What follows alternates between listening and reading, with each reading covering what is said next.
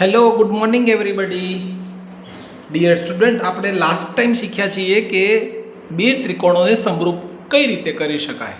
મિત્રો, આપણી એક જ વાત ઉપર આખા ચેપ્ટરનું ફોકસ રહેશે કે બે ત્રિકોણોને સમરૂપ કરવા માટે આપણી પાસે બાબા ખુખુ શરત છે અને બાખુબા નામની શરત છે. આ શરતોના આધારે જો આપણને બે ત્રિકોણ સમરૂપ કરતા આવડી જાય ને મિત્રો, એટલે ઘણા બધા દાખલાઓનું સોલ્યુશન આપણને અહીં મળી જશે. તો છેલ્લે આપણે થોડા દાખલાઓ શીખ્યા, સાબિતીઓ પણ જોઈ. આજે પણ એક અગત્યની સાબિતી અને એના આધારિત આપણે દાખલાઓ પણ જોવાના છે. 9મા ધોરણમાં પણ આ સાબિતી તમે શીખીને આવ્યા છો. એવી જ એક સાબિતી આજે જોવી છે. 6.4ની અંદર છે કે બે ત્રિકોણોને સમરૂપ કરવા માટે 5મા નંબરનો એક દાખલો છે. મિત્રો જુઓ ધ્યાનથી, સરસ દાખલો છે કે DEF અનુક્રમે ત્રિકોણ ABCની બાજુઓ AB તો એનું મધ્યબિંદુ D, BC તો એનું મધ્યબિંદુ E અને AC તો એનું મધ્યબિંદુ F મધ્યબિંદુ છે. તો સાબિત કરો કે DEF અને ત્રિકોણ ABCના ક્ષેત્રફળનો ગુણોત્તર આપણે શોધવાનો છે. ટૂંકમાં કહેવાય એમ માગે છે કે મધ્યબિંદુથી બનતા ત્રિકોણનું ક્ષેત્રફળ અને મૂળ ત્રિકોણનું ક્ષેત્રફળ બેયનો ગુણોત્તર કેટલો થાય છે તે શોધવો છે. એટલે અહીં આપણને બહુ ક્લિયર વાત કરી દીધી છે કે ત્રિકોણ અને તેના મધ્યબિંદુથી બનતો ત્રિકોણ, આ બંનેની વાત આપણે અહીંયા કરવાની છે. ચાલો જોઈએ આકૃતિ. જુઓ ત્રિકોણ અને મધ્યબિંદુથી બનતો ત્રિકોણ જુઓ તમે ધ્યાનથી. તો એક ત્રિકોણ આપ્યો છે, મૂળ ત્રિકોણ માનો કે ABC, અને આપણને રકમમાં કહ્યું છે એમ ABનું મધ્યબિંદુ D, BCનું મધ્યબિંદુ E અને ACનું મધ્યબિંદુ F છે. જો મધ્યબિંદુ હોય તો આ બંને રેખાખંડો સરખા થાય. આ BCનું મધ્યબિંદુ હોય તો આ બંને રેખાખંડો સરખા થાય, અને D છે ABનું મધ્યબિંદુ હોય તો આ બંને રેખાખંડો સરખા થશે. મિત્રો આપણે ખબર છે. બીજું એક 9મા ધોરણમાં તમે શીખીને આવ્યા છો, એ વાતનો કન્સેપ્ટનો આપણે ઉપયોગ કરવો છે. તો જ્યારે કોઈ સાબિતી આવે તો પક્ષ સાધ્ય લખો તો વધારે સારું પડે. તો આપણને શું આપ્યું છે, જે રકમમાં આપ્યું હોય ને એ બધું જ આપણે લખવાનું થાય. ધારો કે DEF એ ત્રિકોણ ABC ની બાજુ AB, BC અને AC ના મધ્યબિંદુ છે. આ એક વાત સાબિત થઈ ગઈ. જે આપણને રકમમાં આપ્યું છે તે જ લખવાનું છે. સાબિત શું કરવાનું છે અથવા સાધ્ય શું કરવાનું છે, શું શોધવાનું છે મિત્રો? તો ત્રિકોણ ABCનું ક્ષેત્રફળ અને ત્રિકોણ DEFનું ક્ષેત્રફળ આપણે કેટલું થાય છે તે આપણે સાબિત કરવાનું છે. જોઈએ આપણે પહેલાં તો ત્રિકોણ ABC અને ત્રિકોણ DEF જે છે એ બંને ત્રિકોણમાં આપણે સમરૂપતા માટે કામ કરીએ. ચાલો સમરૂપતા માટે વાત કરીએ. ચાલો શું સરખું છે, ખૂણા સરખા છે, બાજુ સરખી છે, શું થાય છે મિત્રો? આપણે એની સમરૂપતા માટે થોડીક વાત કરીએ. ચાલો જોઈએ. ખ્યાલ આવવો જોઈએ મિત્રો. 9મા ધોરણમાં એક વાત શીખ્યા છો, જ્યારે મધ્યબિંદુથી બનતો ત્રિકોણ હોય તો જે બાજુ DF છે અને તેની સામેની બાજુ મૂળ ત્રિકોણની BC છે એના કરતાં ડબલ હોય. યાદ કરો મિત્રો, આ નિયમ તમને આવડવો જોઈએ. ધારો કે DF છે એ X હોય ને તો BC જે છે એ આપણા માટે 2X થશે. આવું બને? યસ મિત્રો, આવું જ થાય. સાબિત કરવાની જરૂર નથી મિત્રો, પણ આવું જ બને છે. બીજું એમ કહી શકું, મધ્યબિંદુથી બનતો રેખાખંડ હોય તો DF અને BC બંને એકબીજાને સમાંતર પણ થાય. યસ થાય, બંને એકબીજાને સમાંતર થાય. એટલે ADEF નામનો ચતુષ્કોણ રચાય. ADEF નામનો ચતુષ્કોણ પણ બને. જેવું મિત્રો અહીંયા, અને આ ચતુષ્કોણ સમાંતર બાજુ ચતુષ્કોણ બને. એટલે સામસામેની બાજુઓ જે હોય ને મિત્રો એ સરખી થાય. એટલે એની સામેની બાજુ એટલે આ, અને આની સામેની ખૂણો એટલે આ, બંને સામસામેના ખૂણા સરખા થાય. એટલે A અને E નામના બે ખૂણા સરખા થાય. આવું પણ લઈ શકીએ મિત્રો. તે જ રીતે આપણે B અને F નામના ખૂણા પણ સરખા થાય. યસ મિત્રો થાય. આવી જ રીતે C ની સામે D નામનો ખૂણો પણ સરખો થાય. યસ થાય. એટલે એવી રીતે જો તમે ABC અને DEFમાં ચર્ચા કરીએ તો 3 ખૂણા સામસામેના સરખા થાય. એ રીતે પણ આપણે દાખલો ગણી શકીએ મિત્રો. એ રીતે પણ થાય અને આ રીતે બાજુથી પણ દાખલો ગણીએ. ચાલો આપણે જોઈએ શું સરખું છે. બહુ ધ્યાનથી જોજો મિત્રો, બહુ સરસ દાખલો છે, બહુ સરસ સાબિતી છે, મજા આવશે. ચાલો જોઈએ. પહેલાં આપણે જોઈએ ચતુષ્કોણ ADEF. આ A, D, E અને F આ ચતુષ્કોણ છે.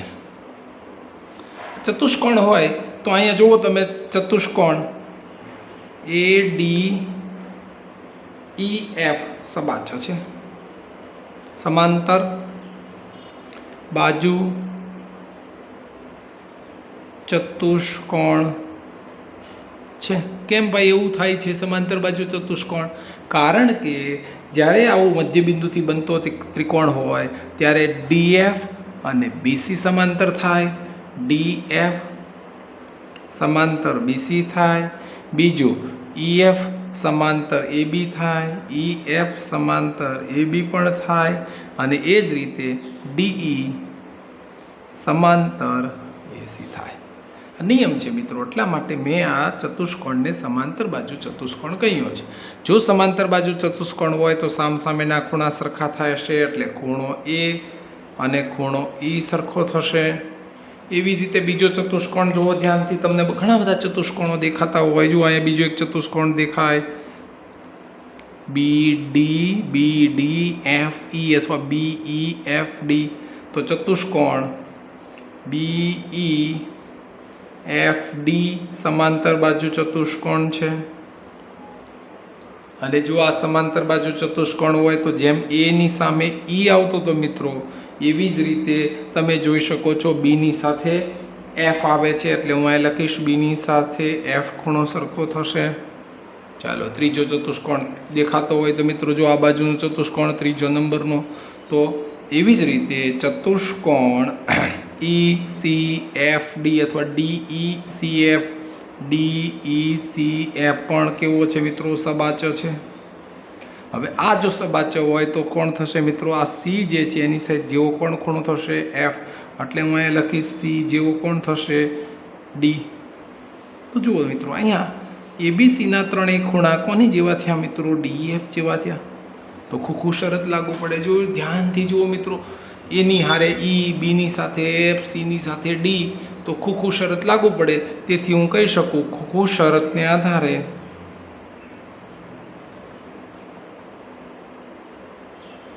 ત્રિકોણ ABC સમરૂપ ત્રિકોણ. A ની સાથે E લેવાનું છે, ધ્યાન રાખજો. અનુરૂપ બહુ અગત્યનું છે, અનુરૂપ ખૂણાઓ. B ની સાથે F અને C ની સાથે D. શું કામ સરખા છે આ મિત્રો? ખૂખું શરત છે એટલા માટે. હવે બંનેના ક્ષેત્રફળોની વાત કરવી છે. ક્ષેત્રફળોની જ્યારે વાત કરવાની થાય ત્યારે એક બીજો કન્સેપ્ટ પાછો યાદ કરવો પડે મિત્રો. હમણાં જ મેં કીધું એમ બીજો કન્સેપ્ટ કયો છે? DF અને BC બાજુ હંમેશા આના કરતાં ડબલ હોય. યાદ રાખો મિત્રો, ડબલ હોય. એટલે હવે હું લઉં છું ABCનું ક્ષેત્રફળ છેદમાં DFનું ક્ષેત્રફળ બરાબર. કોઈ પણ એક બાજુ લઈ લઈએ. ધારો કે DF લઈએ, DF તો BCના છેદમાં DF બરાબર. અને બીજું અહીંયા હંમેશા બાજુઓ કેવી હશે? વર્ગમાં હશે. ચાલો જોઈએ આપણે. BC કેટલું છે મિત્રો? 2x. DF કેટલું છે મિત્રો? x. અને હોલ સ્ક્વેર મૂકીએ, x ઉડી જશે, 2નો વર્ગ 4 અને આનો વર્ગ 1. એટલે હવે હું કહી શકીશ કે ABCનું ક્ષેત્રફળ છેદમાં DFનું ક્ષેત્રફળ મિત્રો કેટલું થશે? 4/1 થશે.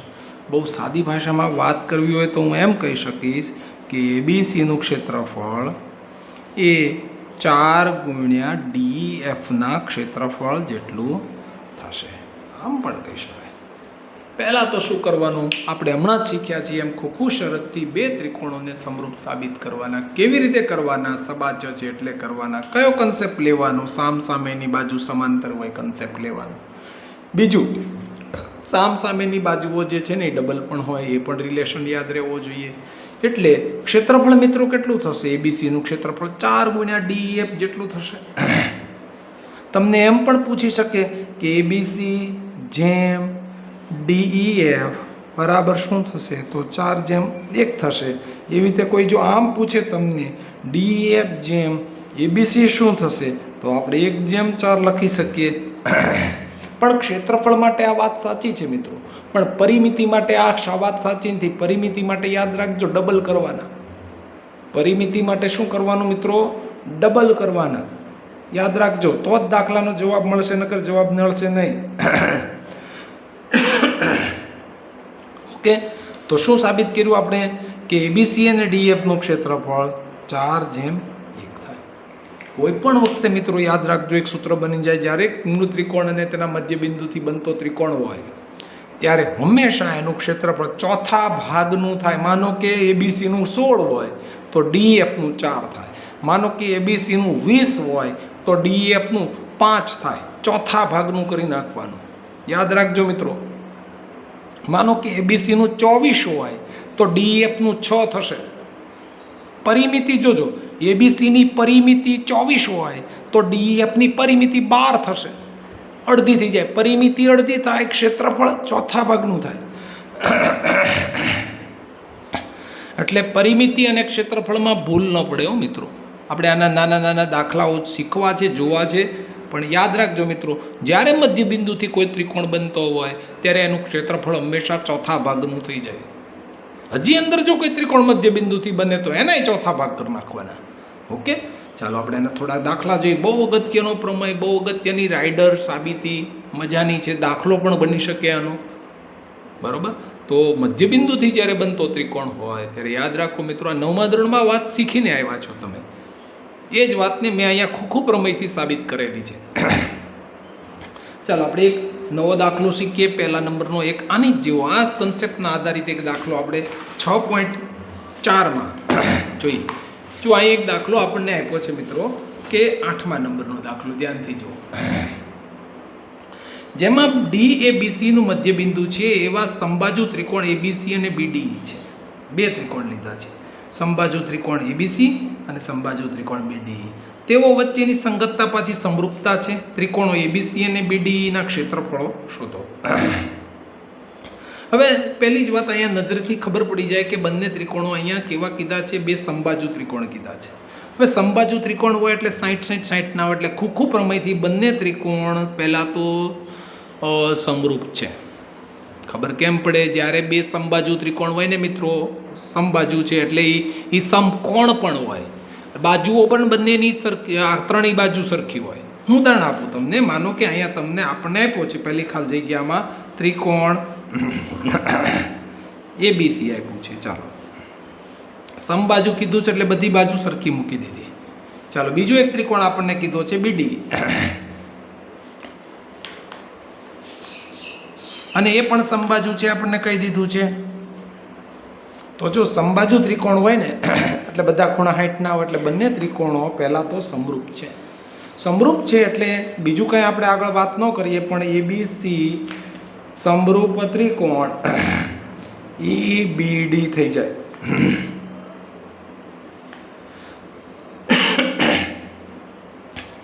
તેથી આ બંને વચ્ચેની સંગતતા સમરૂપતા થાય, EBD. આ એક યાદ રાખી લઈએ.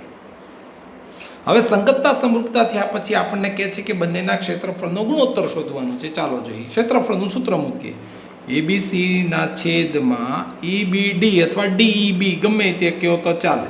હવે આની અનુરૂપ બાજુ માનો કે BC લઈએ, આની અનુરૂપ બાજુ માનો કે BD લઈએ, અને ક્ષેત્રફળ છે એટલે વર્ગ કરવાનું ભૂલાઈ લઈએ.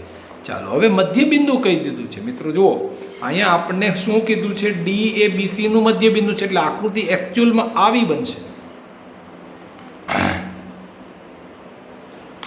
DABC નું મધ્યબિંદુ છે એટલે આકૃતિ આવી બનશે મિત્રો. જુઓ, બહુ સ્પષ્ટ આકૃતિ બનશે મિત્રો. મધ્યબિંદુ છે એટલે આ ધારો કે x હોય તો BC આપણને મળશે 2x. એટલે હવે હું BC જે છે એની જગ્યાએ લખીશ 2x અને BD જે છે એની જગ્યાએ લખીશ x અને વર્ગ કરીશ. x ઉડી જશે એટલે જવાબ આવશે 4:1. તેથી હું કહી શકું ABC જેમ EBD નું ક્ષેત્રફળ કેટલું બને? 4:1 થાય.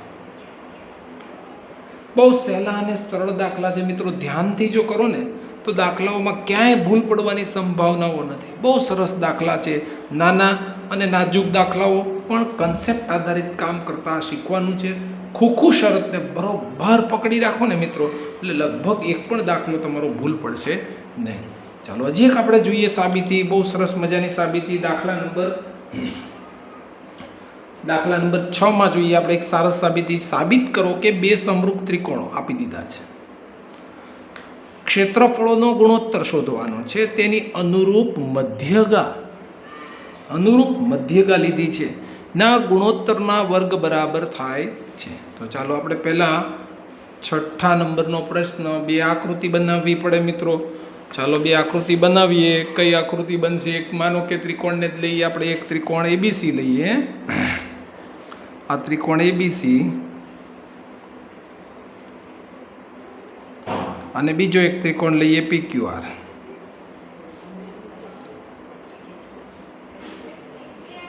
અને આ બંને ત્રિકોણમાં આપણે એક મધ્યગા દોરીએ. મધ્યગા એટલે શું? સામેની બાજુના મધ્ય બિંદુને સ્પર્શે એને મધ્યગા કહેવાય. વેધ એટલે લંબ રેખાખંડ અને મધ્યગા એટલે સામેની બાજુના મધ્ય બિંદુને સ્પર્શે એને મધ્યગા કહેવાય. લ્યો આ મધ્યગા બે દોરાઈ ગઈ. હવે આપણે સાબિત શું કરવું છે મિત્રો? સાધ્ય એટલે સાબિત શું કરવું છે? આપણે કરવું છે કે બંને ત્રિકોણોના ક્ષેત્રફળ એ તેની અનુરૂપ મધ્યગાના વર્ગ બરાબર હોય છે. આ સાબિત કરવું છે. બાજુઓના વર્ગ બરાબર એવો એમ મધ્યગાના વર્ગ બરાબર એવો. આપણે પ્રમેય આવો એક સાબિત કર્યો છે મિત્રો. ખ્યાલ આવે તો આવે છે ને? ખ્યાલ આવે તો આપણને ખબર પડી જવી જોઈએ કે પ્રમેય એક આપણે આવો સાબિત કર્યો છે. હવે અહીંયાથી મધ્યગા છે, ડી મધ્ય બિંદુ છે, એટલે બહુ સાદી વાત થઈ જાય કે આ x હોય તો આ આપણા માટે 2x થાય. એમ રીતે આ આપણા માટે y હોય તો આપણા માટે 2y થાય, કારણ કે મધ્ય બિંદુ છે મિત્રો, એટલે કોઈ પ્રશ્ન છે જ નહીં. બીજી વાત, અહીંયા આપણને એક વાત કહી દીધી છે કે ત્રિકોણ એબીસી અને સમરૂપ ત્રિકોણ PQR કહી દીધું છે, રકમમાં કહી દીધું છે. એટલે હું લખીશ અહીંયા પક્ષમાં કહી દીધું છે, રકમમાં કહી દીધેલું છે કે ત્રિકોણ એબીસી અને ત્રિકોણ PQR બે સમરૂપ ત્રિકોણો છે. શું સાબિતીમાં લખ્યું છે? બે સમરૂપ ત્રિકોણના ક્ષેત્રફળ. સમરૂપ ત્રિકોણોના ક્ષેત્રફળ કહી દીધેલું છે એટલે મેં આ લખ્યું છે. સાબિત નકર કરવું પડે. બીજી વાત, જો સમરૂપ ત્રિકોણના ક્ષેત્રફળ કહી દીધું હોય તો અનુરૂપ ખૂણો સરખો થાય, એટલે બી ખૂણો અને ક્યુ ખૂણો સરખો થશે. બીજી એક વાત, અહીંયા બાજુ હું લઉં, ધારો કે અહીંયા બાજુ લઉં છું BD, તો કઈ બાજુ બે સરખી થાય છે એ તમે જોઈને કહી શકો મિત્રો. જો BD અને BC નો ગુણોત્તર, એવી જ રીતે એ QM અને QR નો ગુણોત્તર પણ સરખો થાય. કેમ? QM છે એ y છે, એટલે 1:2 નો ગુણોત્તર થશે.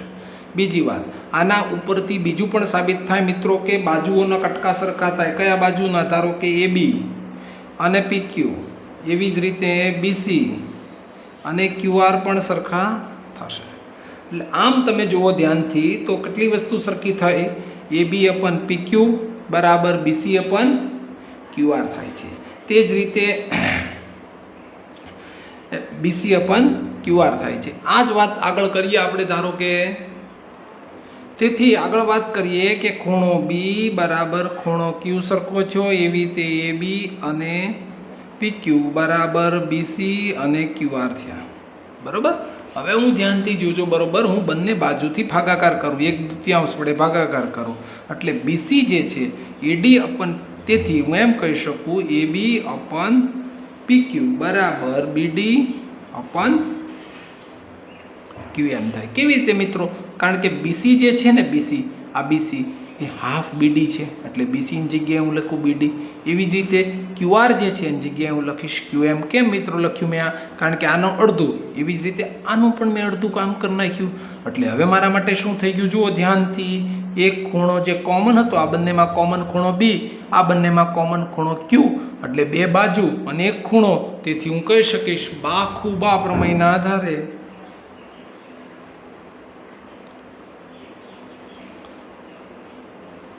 બે ત્રિકોણ જે જોતા છે, કયા બે ત્રિકોણ આપણે સાબિત કરવાના છે? ABD.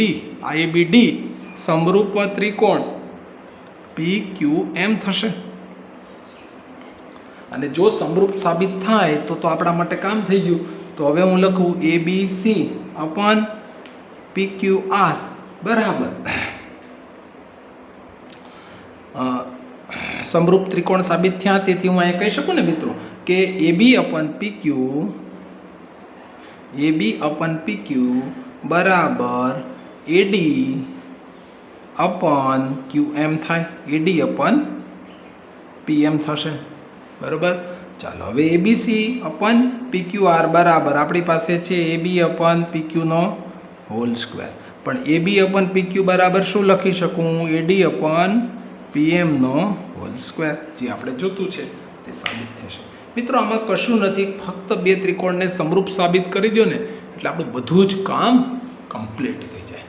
એટલે મેં 3-4 નાના પ્રશ્નો કરાવ્યા છે મિત્રો, સાબિતી છે. ધ્યાનથી સાબિતી કરજો, બહુ મજા આવશે મિત્રો. અને ઉદાહરણ ભૂલાય નહીં, બે પ્રમેય ભૂલાય નહીં, સતત પ્રમેય ઉપર ફોકસ રાખજો. તો આજનું હોમવર્ક છે, બે પ્રમેય ફરીથી નવા ત્રિકોણના નામ સાથે કરવાના છે. જેટલી સાબિતીઓ, જેટલા દાખલા આજે કર્યા છે ફરીથી રિપીટ કરવાના છે. અને અગાઉના દાખલાઓ જે અઘરા લાગ્યા છે તમને એ પણ વન્સ મોર રિપીટ કરવાના છે. ઓકે ડિયર ફ્રેન્ડ્સ, નવા લેક્ચરમાં પાછી થોડીક સાબિતીઓ ભણશું. Have a nice day. Thank you very much.